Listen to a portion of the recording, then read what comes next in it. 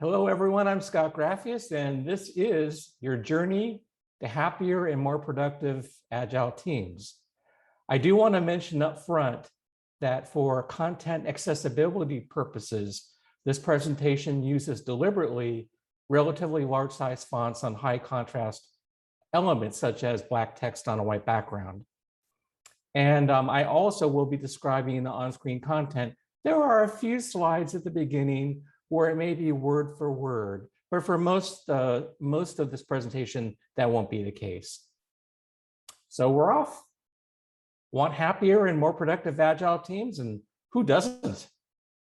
Among other things, it takes great leadership, and there are some proven strategies that can give a real advantage for Agile team leadership, and that's where the phases of team development comes in. It's a framework that, if you're not already familiar with it, I'll be introducing it, and if you are, it'll be a refresher with maybe an idea or two that you're able to implement. So it's a framework that stood the test of time because it's highly relevant and beneficial. More on that in a moment. So if you're an Agile leader or you aspire to be one, you're a member of a team, or you might be in one in the future, and that covers just about everybody, or you're just looking to develop your related leadership skills, this talk, which is based on Dr. Bruce Tuckman's model, but has a fresh angle. One thing that makes this presentation unique, zero theory is important, but for this presentation, 0% theory, 100% practical information that you can use with tips for working in and leading teams successfully. So here are the objectives for this talk. You should understand by the end the 5 phases of team development, the characteristics of each one, and then most importantly, the usable, proven strategies for navigating all of the phases from start to finish. And here's the agenda. Here's how this talk is structured. First is the introduction, objectives, and agenda, and we're almost done with that. Some information about me as it relates to this talk to share with you briefly. The main portion of this talk is the 5 phases of team development, followed by a quick wrap up, Q&A, perhaps 3, 4, 5 minutes of Q&A, a digital download takeaway, and feedback. So here's some information about me, and then we'll get right into it. So I'll go through this quickly. I'm an Agile project management practitioner, consultant, author, and speaker, and I'm honored to have spoken at a lot of countries around the world, both in person and virtually through conferences such as this one. I'm the founder, CEO, and principal consultant at Exceptional PPM and PMO Solutions, which is a mouthful, but probably more relevant is the new division of the company called Exceptional Agility. And I'm proud to be a member of the Scrum Alliance Project Management Institute and IEEE, among other organizations. And I have 8 credentials. The first 5 are Agile and Scrum specific, followed by the PMP, ITIL, and Lean Six Sigma. And my background spans diverse industries or businesses, everything from entertainment to government, consumer products, and more. And I'm honored that content from my books, which are 2, speaking engagements, workshops, and more, have been featured by a variety of different organizations. Here are some. I'll highlight a few of these from the screen here.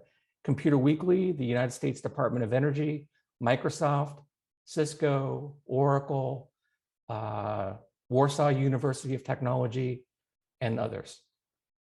So we're on to the main segment here, the 5 phases of team development. Some quick background information, and then we're right into it, is Dr. Bruce Tuckman, who received his doctorate in psychology from Princeton, did extensive research on what was originally called group dynamics.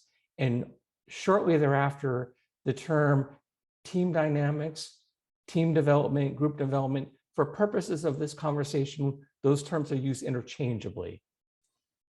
And he published his model in 1965. Why are we talking about something from 1965, you might ask?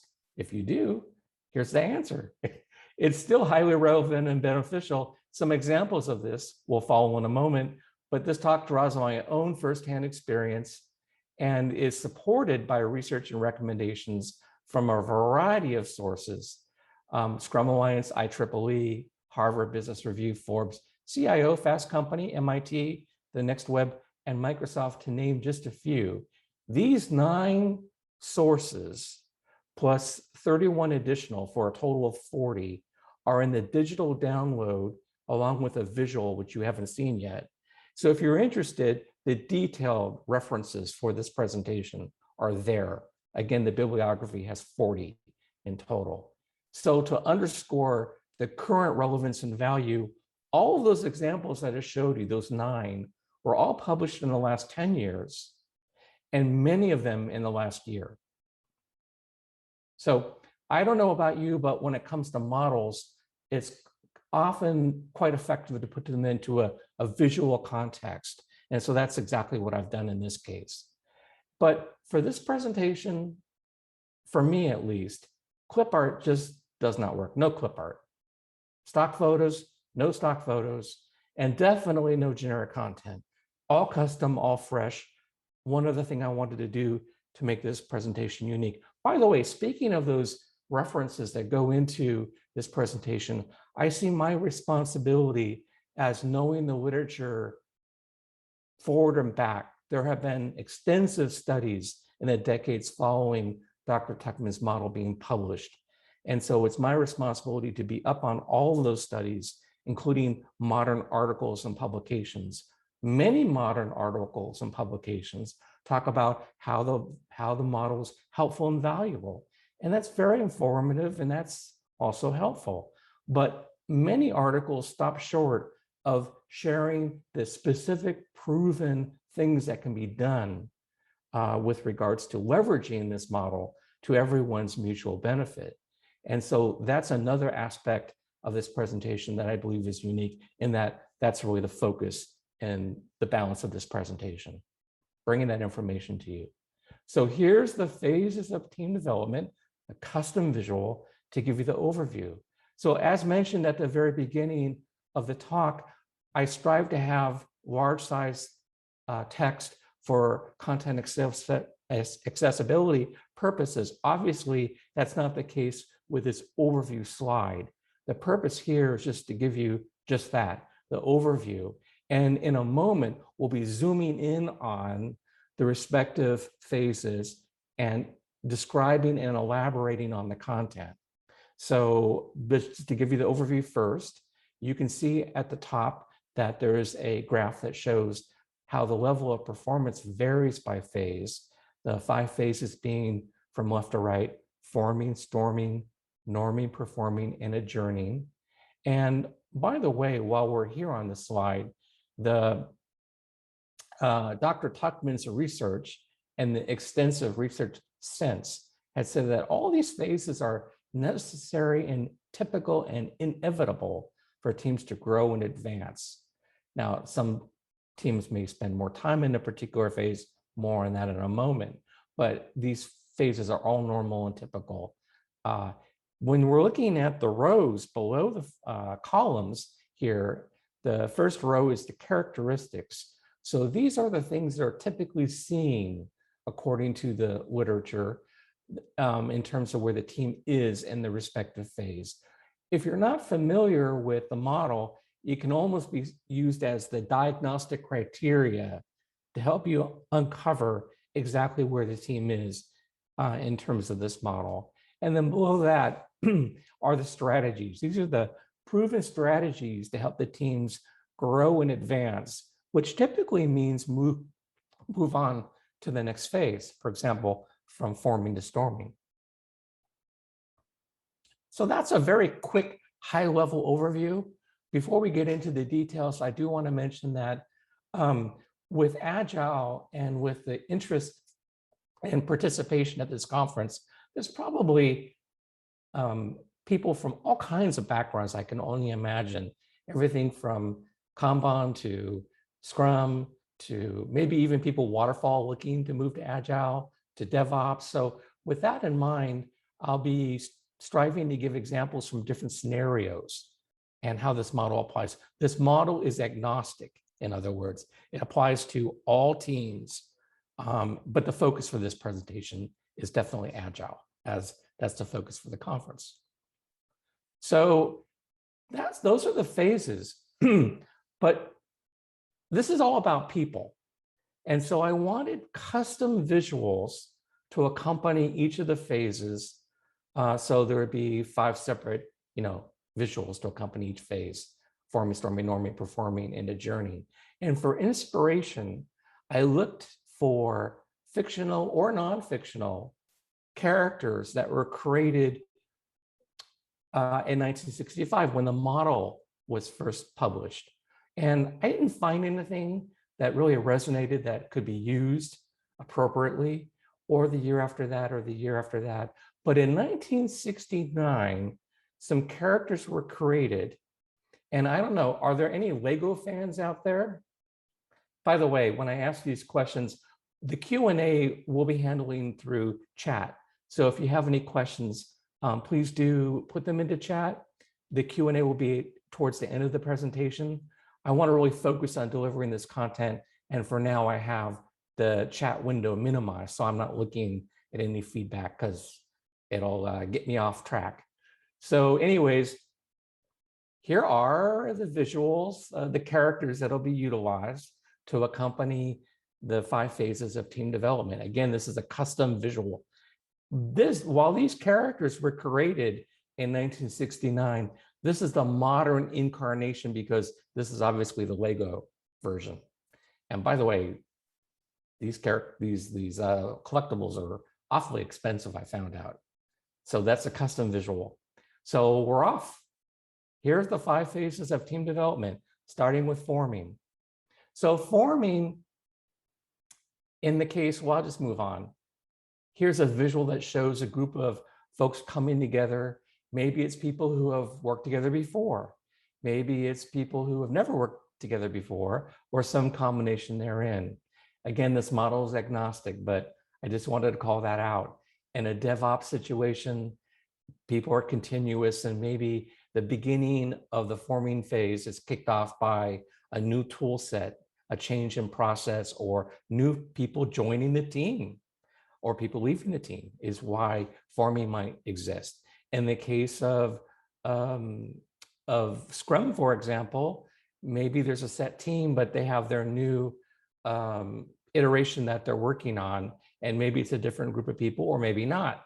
Anyways, it's a group of people working together for a unique endeavor. In the case of a waterfall or a traditional project, it's people getting together to address a particular scope with a prescribed finish date and some sort of a start date and some sort of a finish date where things will be fulfilled and completed. Anyways, I think you know all that, but I just wanted to give you some examples about how forming really applies to all different kinds of scenarios.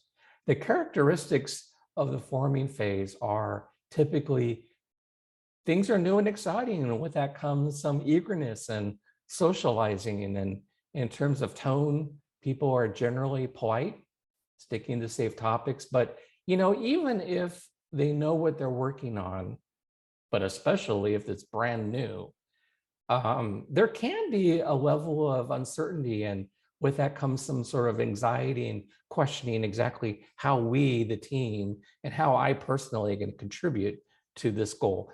As you might expect, the literature is quite clear that the more people that you have on the team that have never done this kind of work before, and it might be everyone, right? If you're doing some brand new thing that's never been done, that's going to disrupt the marketplace, excuse me, in a good way, maybe it's everybody on the team. But the more people you have on the team that haven't worked together before, or are doing something brand new that's never been done, or a combination of both of those, there's more anxiety and questioning than not. So anyways, the literature is quite clear on that. I just thought I'd share that. And the real point here is that's normal, according to Dr. Tuckman and all the research since. Perfectly normal. But here are the things that could be done to help the team grow and advance. And when I say done, it really depends on your exact environment. It might be the case of Scrum. It might be a Scrum Master, a combination of a Scrum Master and a product owner. In the case of a waterfall traditional project format, maybe it is a project manager or an executive sponsor. In the case of DevOps, maybe it's a DevOps manager or a lead, right? So again, Dr. Tuckman is very agnostic.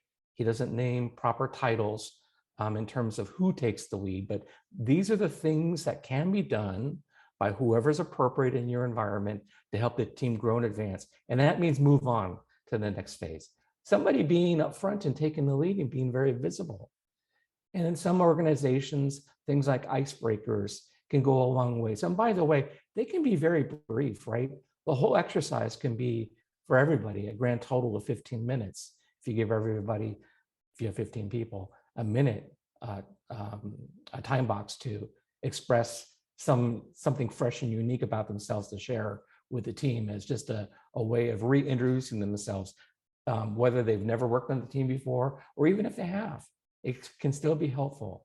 According to the literature, the more people you have on the team who have not worked together before, this may be obvious, but I thought I'd tell you, the literature is quite clear that the value of doing introductions and icebreakers goes up. So there's always value in doing icebreakers or introductions, but it's especially true when you have new people on the team.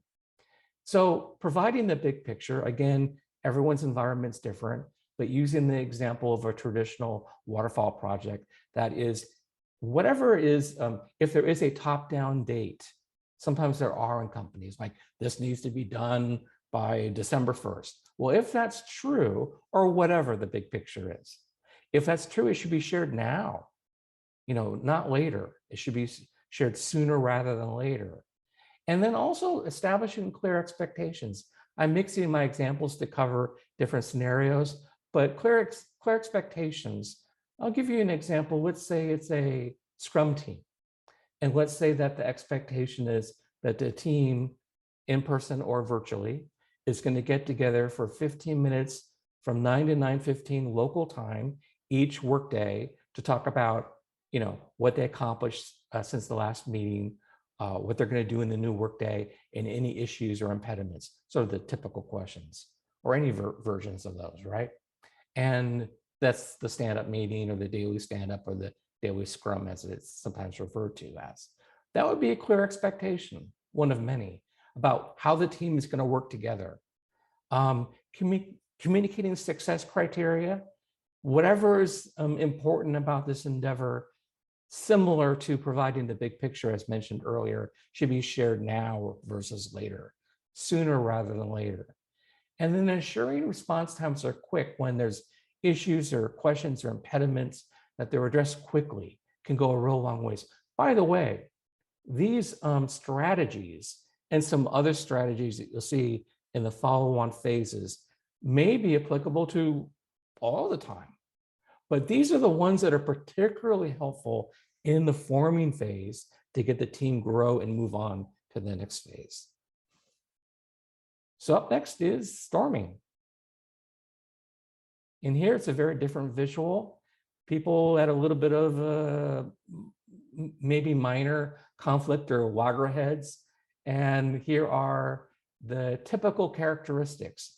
There can be resistance, which can be manifested as maybe some lack of participation. And all this may possibly be based on differences of opinions and feelings, especially according to the literature, if the team is being asked to do something they've never done before, something entirely foreign to them. But this can also apply to things they have done before. What also happens in some companies, every environment is unique, of course. So I don't know if you can relate to this or not, but there can be unofficially some conscious or maybe even subconscious jockeying for position or competition. So regardless of what titles may exist, sometimes early on in team formation, now we're into storming, there can be a little bit of competition going on. And with that, high emotions relative to other phases can exist. And then the team can get out of this phase. So Dr. Tuckman outlines these 5 phases. We're in phase 2, soon to move into phase 3. And what he tells you is, and the literature sense is, the leader, and again, it could be the Scrum Master, project manager, product owner, executive sponsor, whoever that person is, these are the things that can move the team quickly onto the subsequent phases, so that they're at the higher performing phases. So here are the strategies. Requesting and encouraging feedback is first up. That may sound quite obvious. I suppose it does sound quite obvious, but here's an example of what's meant by that from the literature. It's not simply saying, give me your feedback, but rather, I'll give you an example. Somebody, whether it's virtual or in person, saying, you know, anytime we come across any kinds of issues or impediments or problems, large or small, please share them with me or the team, you know, whoever that contact is. And you can contact me by email, by chat, just make it as frictionless and as easy as possible. And it's not a one-off message. It's something that's mentioned every time there's a team meeting. It can be very brief. Maybe it's a footer in an email, but you do want to make it quite inviting, because the literature says that large issues are often quickly understood by the organization, like an outage or something like that, right? To give you an extreme example.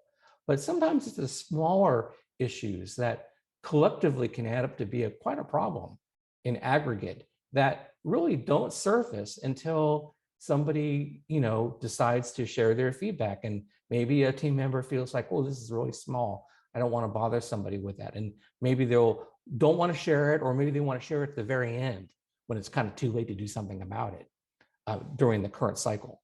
So it's by requesting and encouraging feedback in terms of tone, frequency, and being very inviting and sincere and frictionless and easy, that can go a real long ways. Because I don't know about you, but it's hard to resolve, second bullet point, problems when you don't know what they are. And I want to jump to the last bullet point. Building trust, I mean, there can be, and I suppose there have been hundreds of books written or thousands just on building trust. But as it relates to this model, at least, according to the literature, it's quite clear about this.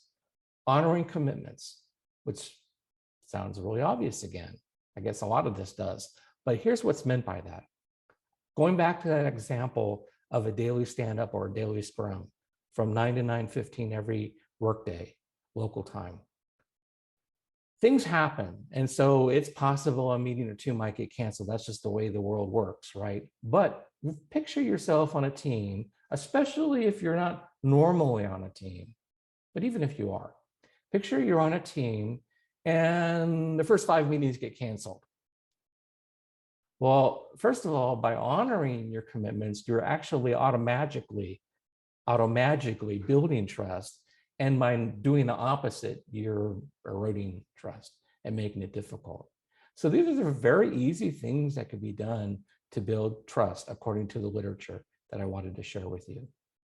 Moving on to norming, which again, if you look at the graph above, is the second highest level of performance for the team. And along with performance, it correlates also with happiness, by the way, because I wanted to tie that in because that's part of the title for this talk, that generally the teams are happiest with the highest level of performance. Does the happiness drive the performance? Does the performance drive the happiness? It's a chicken and the egg thing, but the literature is quite clear about that. So here is norming. This is not a hierarchy, but rather showing sort of the connections that are typical from a team, that they are starting to be connected compared with forming and storming. It's a different visual. And really the last bullet point here speaks to that, developing cohesion. But going back to the top of the list here, compared with earlier phases, purpose and goals are well understood. And with that, there's higher confidence and commitment. People are engaged and supportive. Things are being done. They're at the second highest level of performance. If there was any anxiety, which is normal, according to Dr. Tuckman, in earlier phases, it is either lowered or eliminated during the norming phase. Things to help the team move on to the next phase, which is the highest level of performance. These are the strategies. The team is doing quite well. They are just potentially a hair away from being at the highest level of performance, or maybe more than a hair. But so these are the things that can be done. Monitoring the energy of the team is the last bullet point here. And this is very different, as you might remember from the first, from the forming stage, where you're being very visible and upfront. Here, things are going quite well. Not quite at the highest level of performance, but they're going pretty well here. And so whoever that person is, Scrum Master, product owner, executive sponsor, DevOps manager, sort of standing back. And because the team is starting to become self-organized and self-managed more here. And so things that can be done is learning opportunities and feedback, and recognizing individual and team efforts. Again, these are the things that are probably, a lot of these things could be applicable to all phases, but these are the ones that are particularly helpful moving from norming to performing. And here we are, performing. The highest level of performance, a very different visual, speaking to, again, I think it's the last bullet point here. Yes, it is. Demonstrations of interdependence and self-management, sometimes referred to as self-organization, is what you typically see during the performing phase. Whether they're waterfall or agile or DevOps, some of these terms might be agile specific, but it applies to all those scenarios. So compared with earlier phases, high motivation, trust, and empathy, when there are questions, usually individuals defer to the larger team's needs versus their own personal needs. There's a bias towards the team and the endeavor that's being worked on. And they're very effectively producing deliverables. So it's the highest level of performance. And with that is the highest level of satisfaction and consistent performance. So the strategies to help the team grow and advance, if you were to ask the question, what are you talking about? This is the highest level. How can we improve? Well, keep in mind, this is an active phase. This phase isn't done yet. It's still ongoing. And this is more about keeping the momentum going than it is anything else. So encouraging collective decision-making and problem solving, it probably is already occurring now. If it is, it should be reinforced. If it isn't, you should be, whoever's taking the lead here, should be encouraging that. Celebrating successes. Well, that has different meanings for different environments, different companies with different kinds of project processes, but milestones, in the case of a waterfall project, and not waiting till, this is not about waiting till the end. We'll cover that in the next phase. So there are celebrations to be had in the next phase, but these are sort of interim milestones that can be celebrations, and they don't have to be parties, mind you, but they should be some sort of an acknowledgement of the success that's been achieved. Guiding from the side, the first bullet point, very similar to what was mentioned earlier about taking a bit of a back seat compared with earlier on, highest level of performance, letting the team do their thing. And when problems occur, because listen, impediments and issues will occur even during performing. They should certainly be tackled, but the leader is kind of standing back, at least compared with earlier phases of the 5 phases of team development. So those are the strategies to help the team grow and advance or finish off the project or endeavor. And then that brings us to a journey in the 5th phase. And a very different visual here, sort of the flip side of forming. And in the case of Scrum, they're at their end of the, the iteration. And in the case of DevOps, maybe people have left the organization, which means new people have joined, and that brings them back to forming.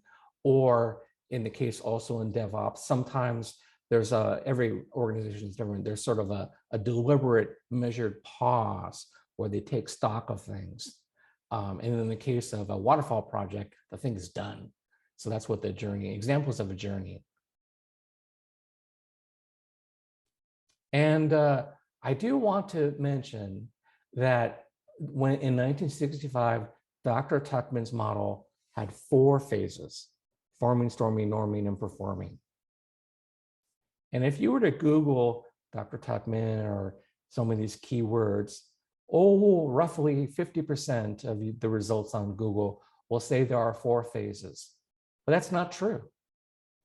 It's this phase of journeying is so important that in 1977, Dr. Tuckman personally updated his own model to add a journey.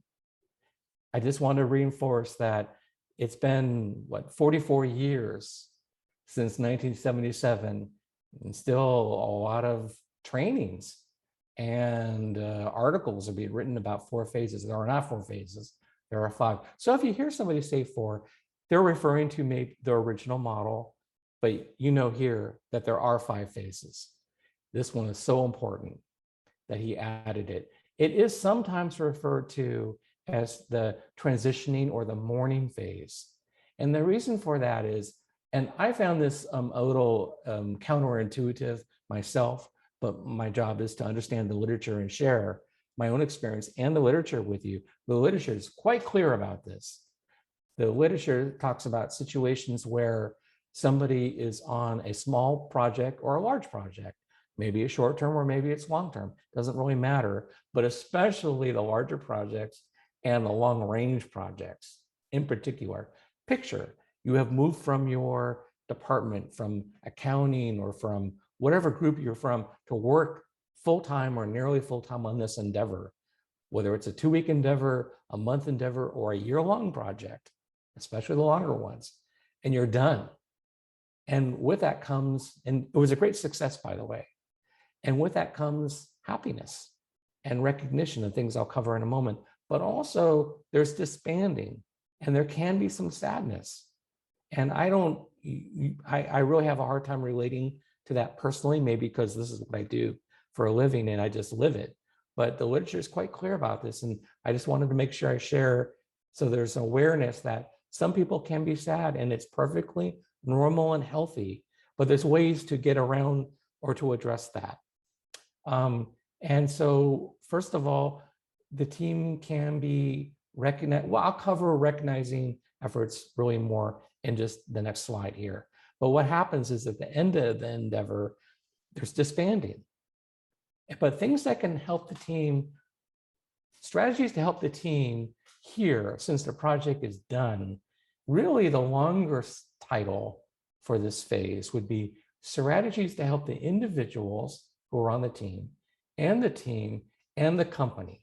That would be a better, longer title for this particular slide.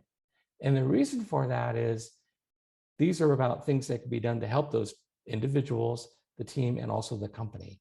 So first of all, recognizing change in advance and also during this phase and making it clear that, for example, the company really appreciates the hard work and diligence and success of the team in fulfilling this endeavor, whatever that means, right? Whether it's a 2-week sprint or a 1-year project. And it's an opportunity for team evaluations. Some refer to them as retrospectives or lessons learned or post-project reviews or postmortems. I don't like that one particularly. But anyways, they all are beneficial in that they're an opportunity to capture information. Sometimes the typical questions are, what went well, what didn't go well, what would we change? You can ask whatever question you'd like, of course. In fact, it's advantageous to maybe switch it up so the same exact questions aren't being asked every time. But that's really an opportunity to capture that information so that there's a competitive advantage that the company has if it implements those ideas and suggestions, so that the next time the company works on that kind of a project or a project that has aspects similar to that project, they're at a competitive advantage. So giving individual feedback, team feedback. And then the last bullet point here is really, again, this is really company specific to the culture, but in the example of a big project, maybe there's a, at least pre-COVID and post-COVID, maybe it's an in-person party on site. Maybe it's at a restaurant after hours paid by the company.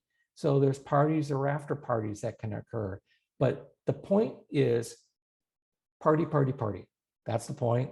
And also something from the literature that I was surprised by that I want to share with you is, listen to this. Certainly, the individuals on the team benefit and appreciate and are motivated by positive feedback, recognizing their success and accomplishment. Sort of obvious. Here's something that I was surprised by. People who were not on the project are also motivated by the messaging from executives or management or whoever's in charge in the organization as it relates to recognizing the success of this endeavor, because they see, even if they had nothing to do with the project, what the company appreciates and values. And so the beneficiaries of celebrations and acknowledgement are definitely the team, but it's also people who are not on the team, people who are in the company. So thought I'd share that. So as I mentioned, any questions can be asked during the post-project review or retrospective. I have found two to be particularly helpful that are very different from asking what went well, what didn't, and what would we change. And one question is for the team to ask themselves and answer, how can we, the team, make an even bigger positive impact on the company? You get a very different answer. What's a very different question, but you get a very different answer to that kind of a question than just asking what went well, what didn't go well. Another one, if you're looking for ideas that I wanted to share with you, which I found to be quite helpful, is for the team to ask and answer, how can we, the team, achieve even greater ease of work? So in doing our work, what things can be changed, tools or processes or whatever it is, right? To make our work even easier next time around. So I thought I'd share those two with you. So those are the key highlights for the 5 phases of team development.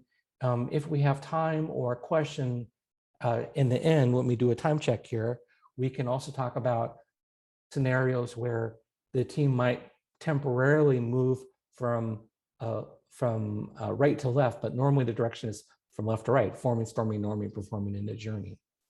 And I do want to jump into the conclusion, and we'll get into Q&A, which will have, say 3-4 minutes of Q&A if there are questions. I have a digital download, takeaway, and feedback. Those last 2 items combined take about a minute. So I need to save that time at the end of the talk for that. So for a quick wrap up or a conclusion, forming, storming, norming, performing, and adjourning are all necessary and inevitable, according to Dr. Tuckman and the research since, which has been extensive, for teams to grow and deliver results. And this presentation covered those 5 phases, described the characteristics of each one, and then most importantly, gave the usable, proven strategies for effectively navigating them from start to finish. And with that, I'm going to bring this slide up full screen, even though it's hard to make out the detail, for Q&A, and ask if the moderator is able to share any questions you may have in chat, and I'll be happy to answer them. We have, I would say 2, 3, 4, 5 minutes for this, if there are questions, and then I want to save 1 or 2 minutes for the last 2 points after Q&A. So if you have any questions, please do enter them into chat. I'm not looking at chat right now myself, and the moderator can maybe share any questions that you have or any feedback. But for the moment, there is no question on the chat, but people may have perhaps in a few seconds. Okay, well, we'll wait a few seconds, and there's still an opportunity for feedback, which I'll cover at the end. Speaking of which, I can only speak really for myself about this, but sometimes questions don't always come up during the talk itself. Maybe they come up later. So there's a way for you to reach out to me if you have any feedback or any questions later, and I'd be happy to answer them. And so there's an easy way for you to contact me, which I'll cover in the last 1 to 2 minutes of this presentation. Okay. So I did build in some frequently asked questions from earlier versions of this talk. This is a new version, but into the presentation itself. What I would like to cover, and then I'll move on to the next slides, are examples of the direction moving in the opposite direction. So let's say you are on a DevOps team. And well, I'm going to take an easier example in the interest of time. Let's say you're on a Scrum team. And it's a team of, let's say, 7 people, and you are clearly in the performing phase. And you are halfway through a sprint. You're in week 1 or something along those lines. And the Scrum Master won the lotto and is gone. And by the way, it's not this $10,000 lotto. We're talking the $100 million lotto. So they're gone. They're not there anymore. Well, there's a very good chance that it's possible that the project will continue on. It really depends on the unique composition of the team and other aspects. But in some cases, the team will go back to the forming phase if there's a new Scrum Master joining the team. But the good news is that if you're already in the performing phase and there is something that happens, like somebody leaves the team or new people join the team midstream, that to get back to the performing, once you are back in to get back to performing from forming is quicker than the first time it took to get there. So if there's a change, usually you can get back to performing quickly. But so there are triggers or things or changes that might cause a team to move from performing back to forming and then quickly move to storming and norming. So as mentioned, there is a detailed bibliography. It has 40 items in it, 9 examples I highlighted earlier, like MIT, Harvard Business Review, and so on, a grand total of 40, and also the main visual. And so I put this together as a 2-page high-resolution PDF. And if you're interested, I made it as easy as possible. You can just type in this short URL, bit.ly/FRUG-7. It may take a moment or two to load on your screen if you want this, but once it does, you can save it to your computer. And I deliberately had it so you didn't have to put in your name or your email or CAPTCHA or anything like that. You just type in this URL and the 2-page high-resolution PDF will be on your screen. So we're going to hold here for just a moment. But also this link, this URL, is on the very last slide. So if you would like this information and for some reason you missed it here, it'll be on the very last slide as well. So I'm going to move on so we can end on time or maybe a few minutes early. And feedback isn't just for teams or classic teams like mentioned in the 5 phases of team development. It's also for this presentation, and I would be very appreciative of any feedback you'd be willing to share about this presentation. And I want to thank you in advance for that. That's my commitment to continuous improvement and always changing this presentation, keeping in it what people love, and maybe tweaking some aspects where people think maybe a little less time or a little more time on a topic within the space of this whole thing being an hour, including Q&A. So here, if you did go to bit.ly/YES-7, it's a Google form, and it'll ask your name, your email is optional, and then what did you think? So I kept it as relatively short and simple as possible. And again, I would really appreciate your feedback. So please do share your feedback and any questions you have. By the way, if you do this survey, at the end of it, when you hit the submit button, a short thank you screen appears. And on that are links to my LinkedIn and Twitter and so on. And so if you'd love to connect, that would be great. But I wanted that to be on your terms. I didn't want you to have to connect with me in order to get the digital download or in order to give me feedback or anything like that. I wanted to make it easy. Also, if you do the digital download, at the footer of the download are ways to contact me. So I'm going to move on because this information is also on the last slide. And so there I am with my COVID hair. You can advance your team's happiness, productivity, and success by leveraging these proven strategies. Thank you very much. Thank you, Scott. It was a very interesting talk. I appreciate it. And it was a great great presentation, full of information about TechMath's model. Yeah, thank you very much. And if we can hold here for another, say, 10, 15 seconds, because there are those two links on screen here in the lower right-hand corner, is the digital download, bit.ly/FRUG-7 is the 2-page high-resolution PDF. And then the feedback is bit.ly/YES-7. So thank you in advance for your feedback. I appreciate it very much. And see you everyone. Thank you, Scott, again. Thank you. Thank you, Scott. Bye. See you next time.